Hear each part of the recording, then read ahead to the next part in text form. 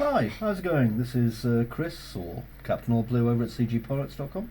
I hope you're doing well. We are on the 10th part of this module.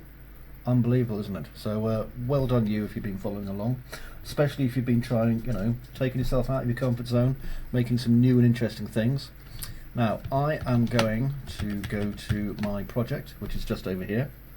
And if you remember, we have this kind of box here, okay, and the box says to us, oh, this is the start, okay, and we have another box over the, well, we don't have a box there, we have an area over there.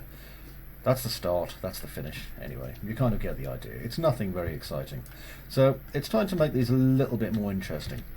So firstly, I'm going to take this and I'm going to block it. Now you know how to do that, okay, I had Alt and I just dragged that piece. But I want to replace it with a doorway. So if I click on this, so it's highlighted, and then down here I click on my wall door, these are both highlighted. I'm going to right click on this one and I'm going to replace it, and it replaces it with that doorway. Now see if you can do it yourself without me saying how to do it. I'm just going to do it now myself. Did you get it? I'm sure you did. You are perfectly capable of doing this. So now we have these two doors that have been added in, okay? So what about letting people know that one is the entrance and one is the exit? Well, we can do that easily enough. We could just look for some text, okay, and here's a text render. And I'm just going to click and drag that so that it's over here above the door. Now, if you remember, we have our snap going on here. So I'm going to turn it around, and because it may not be very visible, I'm going to take my snap and I'm going to turn my snap to 5. And now I'm going to move it until I can see it better.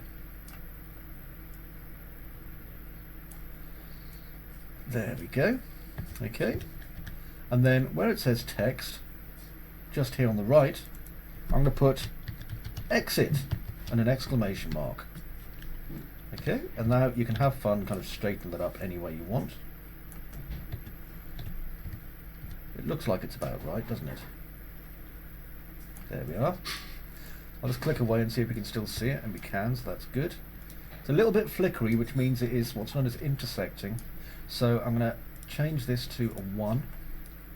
Just bring it out a little bit. And then I'll press G just to see if it's flickering now. And it isn't, so that's great. Okay, and if you want to change it to anything else, obviously just change the words from exit to anything else you want. And you'll notice we can have the colours slightly different as well. So I'm going to make this a nice, is this blue? It probably is. There, a nice darkish, hopefully blue. Okay. And then over here, I'm going to drag a text render and just pop it here. And I'll turn it around because it's facing the wrong way, so I'll just rotate it. And this is obviously going to be our entrance. So let's just change the words to entrance.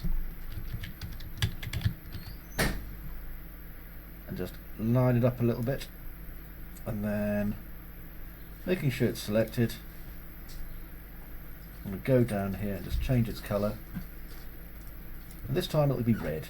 Okay, nice red colour. So we have an entrance and we have an exit, and I'll just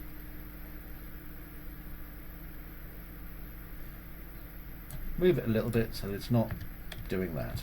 Okay, so now without doing any scripting, we know exactly where the exit is. We know where the entrance was. Okay, so we have the fundamentals of a very, very simple game. So now if we click play after saving, obviously, and we can go through the entrance,